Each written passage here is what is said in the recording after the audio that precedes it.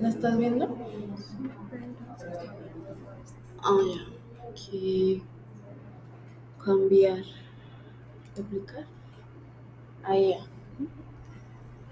¿Pero me estás escuchando? No.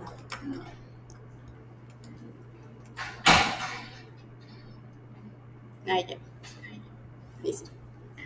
Bueno, dando comienzo a la presentación, el día de hoy vamos a hablar sobre maltrato infantil, teniendo en cuenta pues todos los casos que hemos tenido durante las últimas semanas en el servicio de urgencias.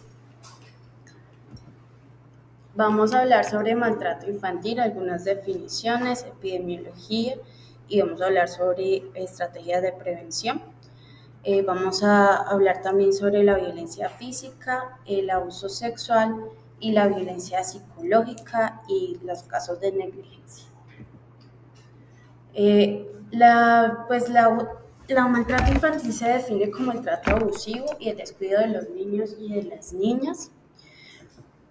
Puede incluir maltrato físico, abuso sexual, maltrato emocional y negligencia. En Colombia, el Código de Infancia y Adolescencia lo define como toda forma de perjuicio, castigo, humillación o abuso físico o psicológico, descuido, omisión o trato negligente, malos tratos o explotación sexual, incluidos los actos sexuales abusivos y la violación, y en general toda forma de violencia o agresión que sea de sobre el niño, la niña o el adolescente por parte de sus padres, representantes legales o cualquier otra persona. Es importante comprender que la violencia contra los niños es una violación de los derechos humanos y es un problema de salud global. Los bebés y los niños pequeños son más vulnerables al riesgo de violencia por parte de sus cuidadores principales y de los miembros de la familia, debido a su dependencia y su limitación ante las interacciones sociales fuera del hogar. Además, los niños expuestos a violencia muestran niveles bajos de desarrollo socioemocional y son mucho más vulnerables a lesiones graves y muerte.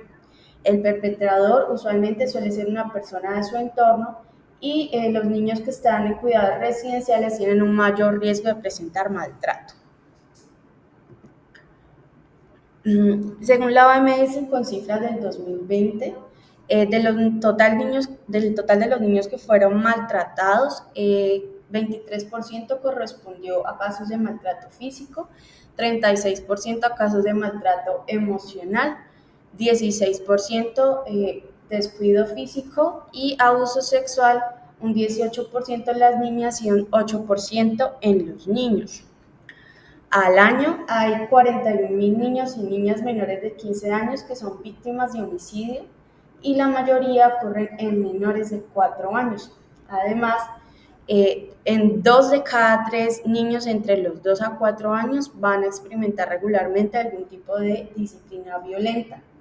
Según datos de la OMS, en el 2018, 1.000 millones de niños entre 12 y 17 años fueron víctimas de maltrato. Y según la encuesta nacional de violencias contra los niños, niñas y adolescentes realizada en el 2018 aquí en Colombia, el 41% de los niños habían sufrido algún tipo de violencia y el 72% eran violentados en su propio hogar. Haciendo entonces aquí el comparativo del año 2023, vemos los casos de muertes violentas según grupo de edad y manera de muerte, y vemos que en los menores de 18 años siempre hay un porcentaje grande, sobre todo la población adolescente, en cuanto a homicidio, 484 casos, también accidentes pues, de transporte, como y suicidios, ¿no? Y en cuanto a lesiones no fatales, en el año 2023 vemos los casos de violencia intrafamiliar que son en menores de 18 años que corresponden. ¿Qué le pasó a esto? Un segundo, profe, que se cayó la llamada. Es esa red. Espérenme, yo comparto mis datos porque ya me falló 2 veces.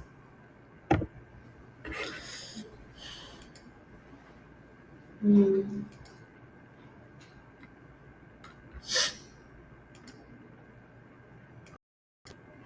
cancelar, cancelar. Mm, me parece, aquí está.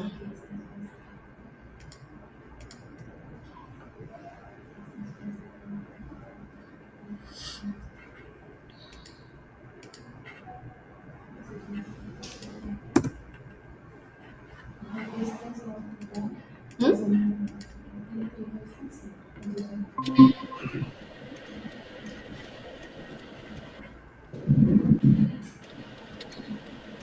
Porque suena así.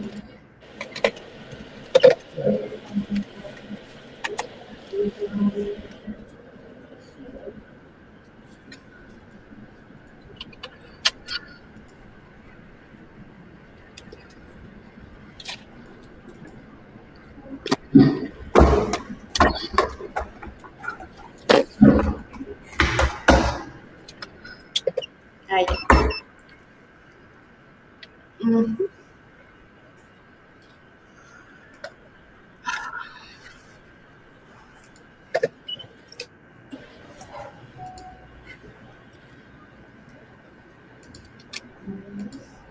ahí, otra vez.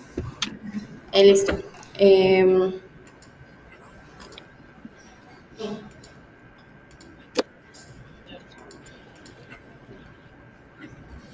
entonces, en cuanto a las lesiones no fatales, como les estaba comentando, en menores de 18 años, la violencia intrafamiliar, teniendo pues una importante cantidad de casos en menores de 18 años. Em, También pues los casos de violencia interpersonal, que son siempre relevantes en esta población. Y teniendo en cuenta, miren que los niños menores de 5 años, de 0 a 4 años, son un porcentaje siempre elevado de casos de violencia intrafamiliar, pero pues es mucho más grande en los niños entre 10 a 14 años comparativamente.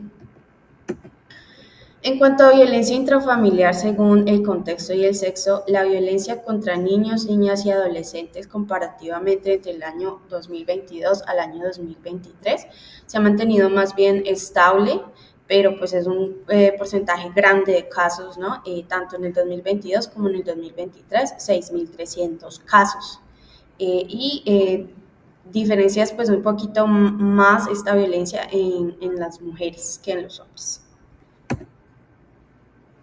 La encuesta de violencia contra niños y niñas del 2018 evidenció que 2 de cada 5 mujeres y hombres han sido víctimas de cualquier tipo de violencia, tanto física, sexual o psicológica. 1 de cada 3 mujeres y 1 de cada 6 hombres han padecido inseguridad alimentaria en la adolescencia. Un tercio de mujeres resultó embarazada antes de los 18 años y más de un cuarto estaban casadas antes de cumplir los 18 años. Cerca de la mitad de las víctimas de violencia sexual no le contaron a nadie acerca de estos eventos. La violencia está asociada a problemas de salud importantes, incluyendo trastornos mentales, abuso de alcohol, autolesiones, ideación suicida e intentos de suicidio.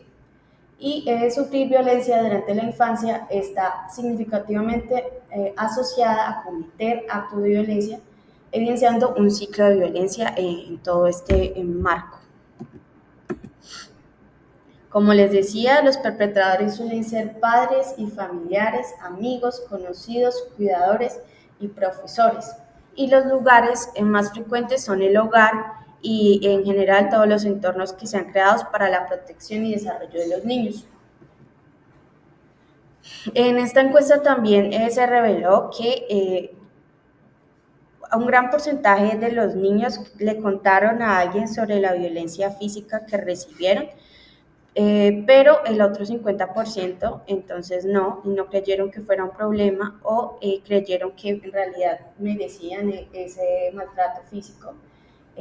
Otro porcentaje no necesitó o quiso los servicios y los servicios les quedaban muy lejos para prestarles atención.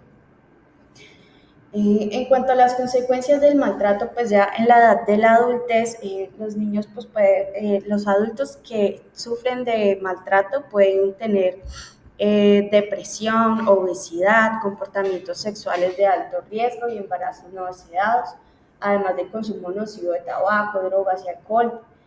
También son más propensos a seguir este ciclo de maltrato contra sus hijos, entonces pueden cometer o sufrir actos de violencia, y los estudios muestran que el maltrato infantil pues tiene un costo significativo económico en gastos médicos, costos legales y pérdida de la productividad, por lo que pueden lentecer el desarrollo socioeconómico y social del país.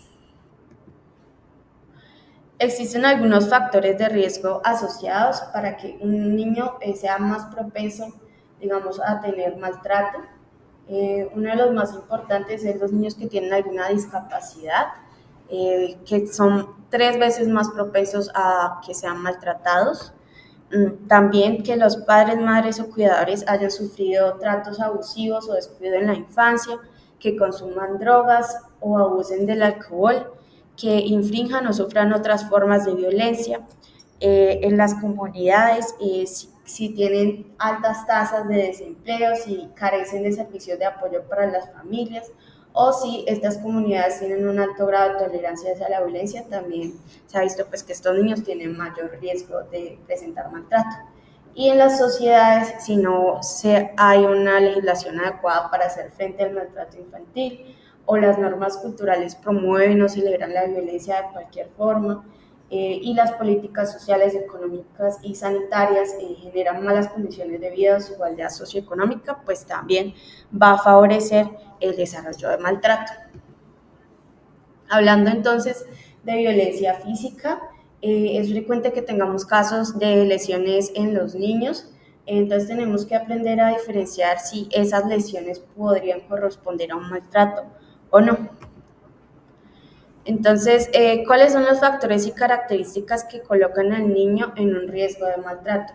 Entonces, es si el niño tiene dificultades emocionales o de comportamiento, si tiene enfermedades crónicas o discapacidades físicas o discapacidad, digamos, en el desarrollo, si es un niño con un antecedente de ser pretérmino o que proviene de un embarazo no deseado, no planeado, entonces tiene más riesgo.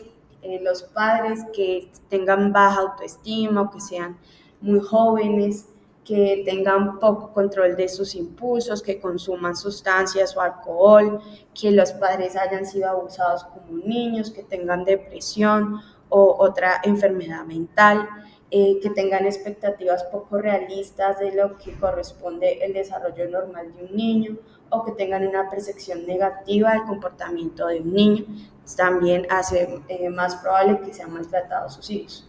El ambiente en cuanto a la comunidad y la sociedad, pues que provengan de lugares aislados, pobres, que no haya empleo, que tengan bajos niveles de educación, los hijos que provienen de familias uniparentales, que convivan con una persona, hombre, que no esté relacionado biológicamente con el niño, o que tengan violencia pues, en la familia o de la pareja. Pues. En cuanto a la historia clínica, entonces debemos indagar adecuadamente con los cuidadores la descripción más detalladamente posible de las lesiones del niño.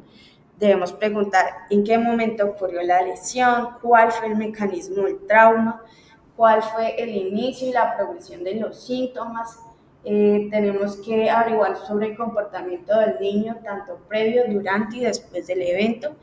Y en caso de escolares y adolescentes hay que intentar tener un momento de privacidad con ellos. En cuanto a la historia clínica, pues tenemos que mirar toda la parte médica, de desarrollo y social. Tenemos que interrogar por los antecedentes familiares, de hemorragias, trastornos óseos, trastornos metabólicos o genéticos que nos puedan, digamos, explicar esa lesión. antecedentes de embarazo pues, prenatales, si el embarazo fue deseado, fue planificado, si tuvo o no control prenatal, si hubo complicaciones, si la mamá sufrió de depresión postparto o en el parto o en el embarazo, parto que no fue en entornos hospitalarios. Y patrones de disciplina de los cuidadores hacia el niño. También debemos averiguar por el temperamento del niño, si el niño es fácil o difícil de cuidar, si llora mucho. Tenemos que valorar cuáles son las expectativas de los padres sobre el comportamiento y el desarrollo del niño. Además debemos averiguar sobre antecedentes de maltrato al niño, los hermanos, los padres y la participación previa en los servicios de protección en la infancia. Además, debemos preguntar sobre abuso de sustancias psicoactivas, problemas de salud mental, arrestos, encarcelamientos o violencia doméstica que pueda existir en la familia. Y tenemos que valorar también toda la parte de factores de estrés social y financiera que pueda haber dentro de esa familia. ¿Qué factores nos sugieren maltrato? Entonces, que haya una descripción imprecisa del mecanismo de trauma, que haya una historia explícita de abuso, que haya cambios en la narración del evento de un cuidador a otro o del mismo cuidador que no dé la misma historia, sino que la vaya cambiando. Una explicación del trauma que es inconsistente con la edad del niño o con la severidad de la lesión, que los papás se demoren en acudir al servicio médico, que haya ansiedad o resistencia para responder preguntas sobre un posible abuso y si el niño presenta sensación de miedo con la presencia del presunto abusador. En cuanto al examen físico, es muy importante que desvistamos al paciente para valorar absolutamente todo. En los niños que han sido maltratados podemos identificar signos pues, de desnutrición, caries dentales, podemos descubrir también dermatitis del pañal no tratada, mal cuidado de las heridas. Es importante también valorar toda la parte de antropometría y ubicar al paciente pues, de acuerdo a las copas de la OMS en su estado nutricional y definir si tiene o no desnutrición o riesgo de desnutrición aguda. Tenemos que valorar si hay heridas o hay alopecia que nos pueda pues, indicar que al niño lo están maltratando jalándole el cabello. Debemos valorar heridas de posteriores al pabellón auricular, que son lugares como que usualmente no encontraríamos heridas, pero en casos de maltrato usualmente pueden estar ahí. La línea del cabello detrás de la oreja debemos valorarla y las nalgas. También tenemos que valorar la cavidad oral, buscando desgarros, trauma, caries, frenillo. Desgarrado también nos puede indicar alteraciones a ese nivel. Debemos valorar si hay moretones, laceraciones, quemaduras, mordeduras y describir cuál es su ubicación y cuál es su forma. Debemos valorar muy bien la parte neurológica y del comportamiento del niño y en adolescentes sobre todo debemos valorar a ver si hay heridas defensivas en las manos.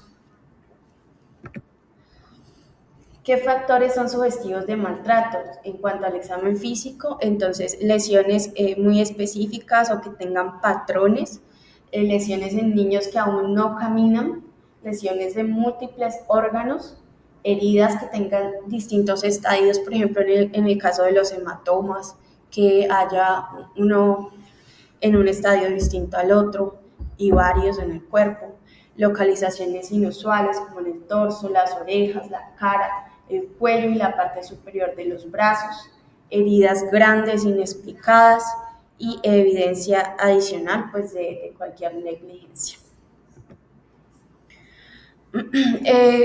La Asociación Americana de Pediatría, en la revisión del 2015, nos da esta mnemotecnia que es importante para valorar las equimosis en los niños y valorar qué equimosis podrían corresponder a un maltrato. Entonces, si encontramos en cualquier niño menor de 4 años de edad y en cualquier lactante por debajo de los 4 meses de edad alguna de estas lesiones, entonces en equimosis en torso, cerca del oído y el cuello, entonces podría corresponder a un caso de maltrato. También debemos tener en cuenta pues que las equimosis van cambiando de acuerdo al tiempo, entonces si es inmediato pues vamos a ver las negruzcas como un azul oscuro, y ya cuando ya llevan de 1 a 5 días ya se van colocando rojas violáceas, de 5 a 7 días rojo púrpura, de 7 a 10 días más verdosas y amarillentas a partir de las 2 semanas. Entonces, si encontramos múltiples heridas y vemos que están en diferentes estados, entonces podríamos sospechar pues, que el maltrato es más crónico. Aquí está lo de los esquemas de lesiones tipo patrón, según Johnson y Showers. Entonces, debemos valorar si las heridas son compatibles con alguno de estos patrones que nos podrían indicar algún objeto preciso pues, con el que pudiesen estar maltratando al niño. Entonces, por ejemplo, la vía del cinturón o lesiones en patrón de látigo, las de perchero, las de los nudillos, que son como esos punticos, por cucharas también es fácil verlo cuando calientan la cuchara, entonces tiene un patrón específico, o las del cigarrillo, que son circulares, quemaduras que son como profundas. En cuanto a las mordeduras, es importante porque pueden ser una prueba y una evidencia en casos de sospecha de abuso infantil. Recordemos que las mordeduras pues, van a generar equimosis, abrasiones o laceraciones en patrón elíptico u ovoide, y van a tener una zona central de equimosis por la presión positiva al cierre de los dientes, que va a generar una ruptura de los vasos sanguíneos pequeños. Entonces, de acuerdo a las características pues, de la mordedura, vamos a poder identificar el autor de la mordedura, según su tamaño, según las características de la dentición dentro de la herida, la localización, las marcas de pulsión, la forma y la distancia intercuspidea. En cuanto a las quemaduras, pues tenemos que tener en cuenta que usualmente son más graves de lo que pudiese tener un niño que tiene una quemadura accidental, porque usualmente cuando pues uno está expuesto a algo con calor, pues uno inmediatamente por reflejo lo retira, pero si ha sido maltratado, entonces esa quemadura va a ser muchísimo más grave. Usualmente son en niños pequeños y se dan por mecanismos de inmersión.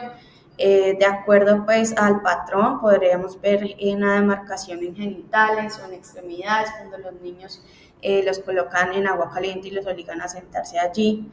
La distribución usualmente es simétrica. Cuando hay quemaduras por objetos calientes, pues podemos ver el patrón con el que fueron quemados, por ejemplo por cigarrillos, por planchas, por radiadores, y usualmente estas heridas van a ser más profundas.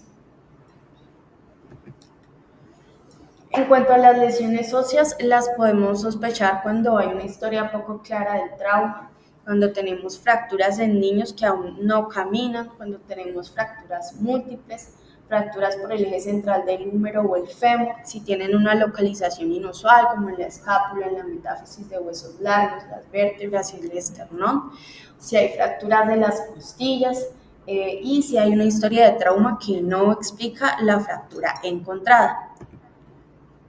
Entonces, en el artículo pues, de la Asociación Americana de Pediatría nos dan estas indicaciones para obtener radiografías pues, en los niños que tengamos sospecha de maltrato. Entonces, todos los niños menores de 2 años con historia con lesiones obvias pues, de maltrato, y todos los niños menores de 2 años con sospechas de lesiones por maltrato, como hematomas o en niños que todavía no caminan, o lesiones orales o lesiones que no son consistentes con la historia. Además, niños que tengan muerte inexplicable, o niños que tengan lesiones intracraneales sospechosas pues, de un trauma craneoencefálico abusivo. Además, los hermanitos de cualquiera de estos niños que haya sido maltratado también deberían ser valorados, y los gemelos, ¿no? En cuanto a las lesiones toracoabdominales, son comunes las lesiones sectoras, pero casi nunca hay compromiso de órganos internos. Sin embargo, en casos de maltrato, entonces sí pueden haber casos de trauma cardíaco directo, arritmias, podemos tener hemopericardio, contusiones miocárdicas, ruptura de aneurismas y cizallamientos por el conducto torácico que nos pueden conducir a un quilotórax. En cuanto a las lesiones pulmonares, podemos tener contusiones, laceraciones, neumotórax, neumomediastino, hemorragias, edema pulmonar y usualmente las lesiones pulmonares se van a relacionar con el trauma craneoencefálico y asfixia. En cuanto a las lesiones toracoabdominales, son una forma severa de maltrato y representan la segunda causa de muerte. Podemos encontrar en el niño que ha sido maltratado signos de hemorragia o de peritonitis. En niños que ya tienen maltrato crónico y que no pueden presentarse sin estos otros síntomas o hallazgos en el abdomen, tenemos que valorar cómo está la parte de enzimas hepáticas, la parte de las enzimas del páncreas, lipasa, amilasa y toda la parte del uroanálisis. Además, debemos valorar con un TAC y mirar a ver la valoración con cirugía siempre pues que nos apoye. En cuanto al trauma craneoencefálico abusivo, es la causa más frecuente de mortalidad. Se genera pues cuando el cuidador genera una sacudida o impacto contundente sobre el niño y esto va a generar múltiples lesiones, dentro de ellas hemorragias subdurales, hemorragias retinianas, lesiones cutáneas, esqueléticas, viscerales y esto tiene pues una alta morbilidad además de mortalidad. Puede generar secuelas neurológicas que incluyen ceguera, sordera y déficit cognitivo. Entonces, en los niños que tienen este tipo de trauma hay que tomar neuroimagen en todos los casos. Aquí en esta imagen se explica más o menos cómo genera eso. Entonces, los niños tienen una cabeza mucho más grande, como sabemos, y una musculatura cervical mucho más débil. Entonces, al generarse esta sacudida en el niño, lo que se va a pasar es que las fuerzas, digamos, de aceleración y desaceleración que se generan, entonces van a generar edema en el cerebro del niño. Y eso va a generar pues daño y pérdida de neuronas, igual que cuando los casos de los boxeadores que son golpeados. Además, las venas de esos niños se pueden romper y pueden generar hematomas subdurales y pueden generarse también hemorragias retinales, sobre todo en los niños, más o menos en un 85% de los niños. Por eso, los niños que tengan este tipo de trauma debemos propender a que sean valorados por el grupo de oftalmología y que definan pues si esas hemorragias a qué nivel de maltrato o si no corresponden a maltrato.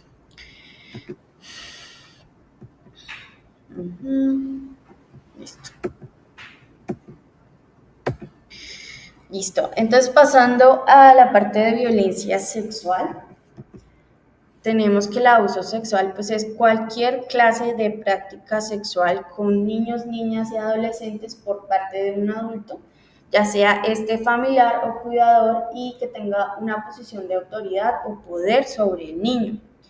Esto incluye la penetración vaginal, anal, oral, la penetración digital, las caricias o proposiciones verbales explícitas, como la exhibición, la violación y la explotación. Y en general el 80% de los abusadores van a ser personas cercanas al niño. El abuso sexual entonces lo definimos con abuso sin contacto o abuso de contacto. El abuso de contacto son todos los actos que involucren penetración o no penetración, como acariciar, tocar y masturbar. Y en el abuso sin contacto pues entra toda la parte de exponer al niño a actos sexuales que todavía no puede comprender, la exposición o inclusión a la pornografía y el exhibicionismo. Debemos comprender también que el niño tiene un desarrollo sexual normal y que de acuerdo a su edad pues vamos a tener unos comportamientos sexuales que son normales para ellos. Entonces, en los niños pequeños, entonces su comportamiento sexual incluye hasta los 18 meses gratificación oral. En los niños se presentan erecciones peneanas con la distensión vesical o con la distensión intestinal. Además, puede haber autos de autoestimulación en ambos géneros. De los 2 a los 3 años, el niño ya se empieza a identificarse con un género y disfruta el comprender, digamos, su cuerpo de forma desnuda. De los 3 a los 6 años van a tener comportamientos más sexuales y van a empezar a entender cuáles son las diferencias reales que existen entre los géneros. La masturbación es común en esta parte y puede incluir tocar, por ejemplo, los cuerpos de sus padres, sobre todo genitales y las mamas de la mamá. El niño se identifica además en este momento con el padre del mismo sexo. De los 6 a los 7 años todavía están interesados en la sexualidad, pero se ha disminuido toda la parte de comportamientos autoeróticos. El niño todavía pues tiene algo de curiosidad, pero está más ocupado en otras cosas. Y ya cuando llegan a la pubertad o adolescencia, entonces pues tienen más interés, digamos, en otras personas y tienen esos comportamientos, pero más hacia otras personas. Entonces, ¿en qué casos sospechamos de abuso sexual? Cuando el niño presenta regresión del lenguaje, cuando veamos un niño con una autoestima disminuida, que tenga consumo de alcohol o drogas, tenga cambios en su rendimiento escolar, que tenga temor a los adultos o preocupación por temas sexuales, tenga trastornos del sueño, ansiedad, inestabilidad emocional y depresión. También en niños que tengan dificultad para caminar, sentarse, molestias en genitales, sangrado en la boca, ano o vagina.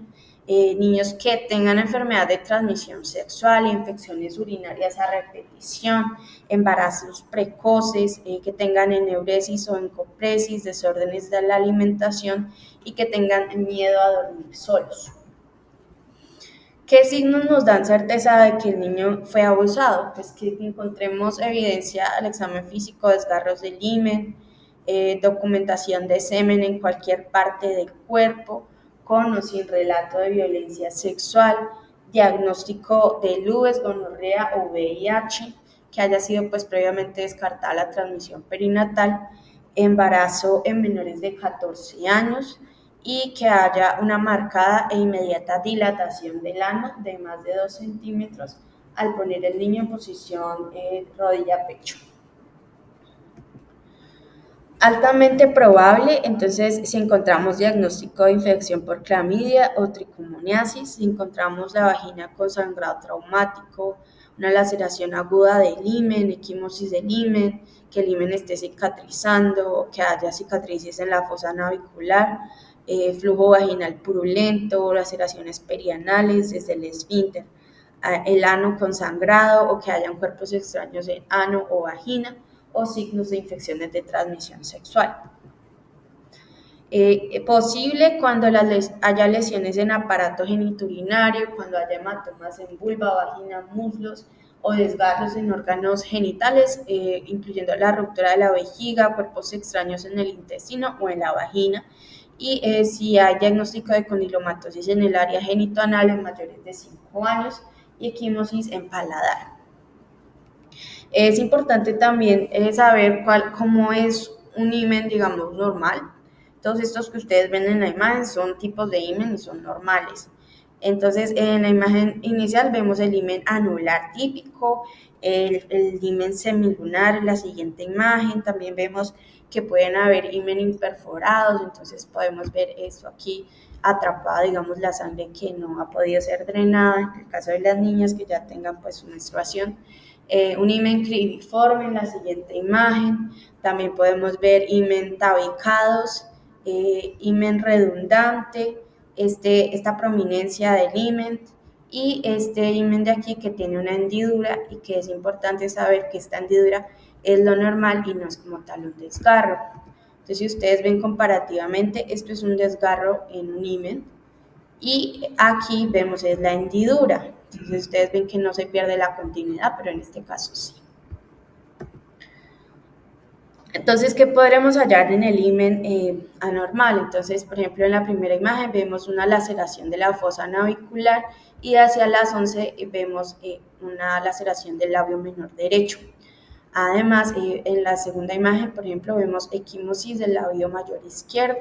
En la tercera imagen vemos una laceración anal y en la cuarta imagen vemos una dilatación anal más una pérdida de las estrías y todos corresponden a casos de abuso sexual.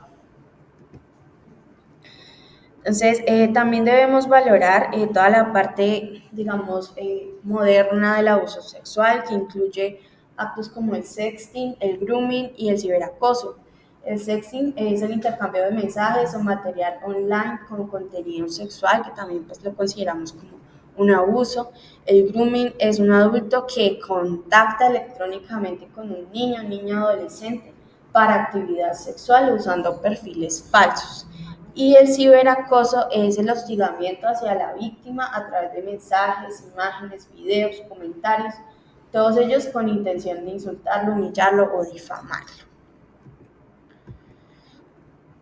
Dentro del abordaje del abuso sexual, entonces debemos evitar la revictimización del niño, tratarlo de forma humana y empática, tenemos que proveer apoyo emocional, generar espacios seguros, debemos tomar, digamos, la información solamente si el niño la quiere compartir y debemos firmar un consentimiento informado para poder empezar el abordaje. Implica entonces que hagamos una anamnesis, un relato de los hechos, valorar bien la historia clínica para la atención de la víctima de violencia sexual, clasificar el caso si es agudo, menor de 72 horas o mayor de 72 horas y definir con ello el requerimiento de la profilaxis. Además debemos hacer el examen físico y genital, idealmente teniendo preparado, digamos, toda la parte de toma de muestras si es que se requiere para evitar revictimizar al niño. Debemos tomar pues, los paraclínicos, hacer la asesoría de pruebas rápidas, tomar la prueba de embarazo y tomar el perfil metabólico y hacer pues, toda la parte de intervención multidisciplinaria por trabajo social, por psicología. Es importante que recordemos que la cadena de custodia es el procedimiento que aplicamos para garantizar las condiciones de integridad, identidad, preservación, seguridad y continuidad de todos los elementos físicos probatorios y toda la parte de documentar todos los cambios que haga cada persona que participe en la cadena de custodia. ¿Por qué es importante? Pues porque de acuerdo a la cadena de custodia, pues vamos a mirar, a tener los materiales probatorios y la evidencia física que va a llevar, digamos, a esclarecer el caso. Entonces, es importante que sepamos que eso tiene varias cosas, varios formatos y debemos, una vez recolectadas las pruebas, tenemos que hacer una adecuada empaque y una adecuada rotulación de las muestras que tomemos y esa rotulación y esos cambios que firmemos entonces deben estar sin modificaciones, sin alteraciones, sin borrados, sin tachaduras, sin retoques, porque eso pudiese generar que esa prueba perdiera, digamos, su veracidad. Entonces podrían pues, descartarla por mal manejo de la cadena de custodia. Entonces, aquí una vez nosotros tengamos la noticia criminal, o sea, para poder atender un caso de abuso sexual, la Fiscalía debe emitir un número único de noticia criminal que nosotros vamos a manejar en todos los formatos. Entonces, siempre que vayamos a hacer correcciones, pues no podemos hacer modificaciones encima, digamos, de esos errores, sino que idealmente, pues, tendríamos que tacharlo y colocar la corrección y indicar qué persona hizo y hacer la aclaración de cómo se hizo la corrección. En cuanto al manejo de, digamos, la recolección, entonces las prendas y los hisopos deben quedar en un sobre de papel, en un papel craft. En caso de que recolectemos proyectiles, entonces bolsas plásticas y las muestras de sangre y orina, una vez que los embalemos, debemos embalarlos en otra bolsa plástica y rotularlos adecuadamente. Además debemos realizar pues un registro de lo que hay allí, tanto en el rótulo como en la cadena de custodia y debe quedar igual.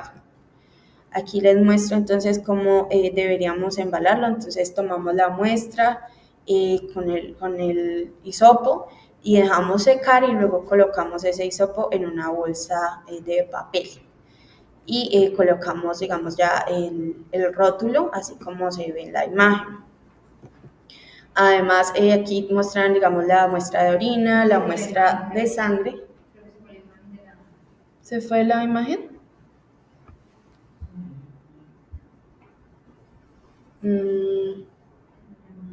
No sé. ¿Ya ve? ¿Sí? Ok.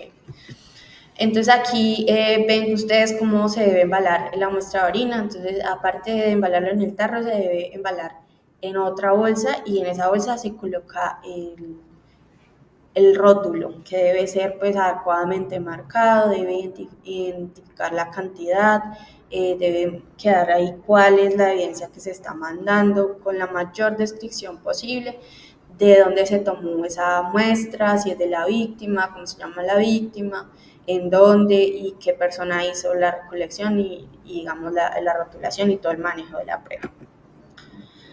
Para que nos puedan reseccionar esas pruebas, entonces deben ser adecuadamente embaladas, el rótulo y la cadena de custodia debe ser bien diligenciado y se debe aportar una copia de la historia clínica autorizada por el usuario, un resumen de los hechos, junto con la orden de policía y judicial, la orden de fiscal o el oficio. Ahora hablando un poquito de violencia psicológica y los casos de negligencia, entonces tenemos que el maltrato psicológico o emocional es el daño intencional que se hace contra las actitudes y habilidades de un niño y esto puede afectar su autoestima, la capacidad que tiene para relacionarse, sus habilidades para expresarse y sentir, el deterioro de la personalidad y la socialización. El niño puede ser maltratado cuando lo rechazan o lo humillan, cuando lo aterrorizan, cuando lo aíslan, si hay restricciones de su autonomía o si los padres son sobreexigentes, por ejemplo, en cuanto a notas, instrumentalización en conflictos parentales, cuando los padres utilizan al niño para, digamos, tener ventajas sobre la relación de pareja, y la exposición a violencia también se considera maltrato psicológico o emocional. Los niños van a tener repercusiones, entonces dentro de las repercusiones del maltrato psicológico está que a nivel del sistema nervioso central van a tener un menor volumen intracraneal, van a desarrollar problemas de memoria y aprendizaje, una pobre regulación de las emociones, a nivel físico pueden presentar fallas del medro, desnutrición, obesidad, a nivel psiquiátrico pueden generar trastornos antisociales, comportamientos agresivos, estrés postraumático, depresión, abuso de sustancias psicoactivas y alteraciones en la conducta alimentaria. A nivel psicológico pueden tener dificultades para dormir, ansiedad, conductas de oposición, falla escolar, comportamientos violentos y baja autoestima. Y a nivel del comportamiento pueden tener conductas sexuales de riesgo, mayor tasa de criminalidad y desadaptación social. En cuanto a la negligencia, se define como la falta de protección y cuidado mínimo de niños, niñas y adolescentes por parte de los cuidadores. Entonces, estos niños pues, no van a ser protegidos de la exposición al peligro, no se van a atender sus necesidades básicas a pesar de tener los medios, conocimientos y acceso a estas. La negligencia se puede ver pues en la parte de la salud, de la educación del niño, de su desarrollo emocional, de su nutrición y en cuanto a su hogar y las condiciones de vida seguras. Los niños que tienen maltrato por negligencia, podemos ver, por ejemplo, que tienen pobre higiene, presentan enfermedades no tratadas, lesiones físicas, frecuentemente se les deja sin supervisión o se les deja solos, se les permite jugar en situaciones inseguras, frecuentemente llegan tarde o no llegan a la escuela y no tienen control de crecimiento y desarrollo, no tienen vacunación. Hablando del síndrome de Munchausen por poderes, pues este síndrome fue descrito por primera vez en 1951 por el médico Richard Asher, que le dio el nombre por la historia de Carl Friedrich del varón de Munchausen, que era el varón mentiroso porque él contaba aventuras increíbles sobre sus batallas vividas en la guerra, pues de una forma pues fantástica, digamos, exagerada. Entonces, el síndrome de Munchausen se produce cuando hay una simulación o una producción intencionada de síntomas de alguna enfermedad, tanto orgánica o psíquica, siendo el sujeto de la enfermedad el niño o la niña y el agente productor de los síntomas el padre o la madre.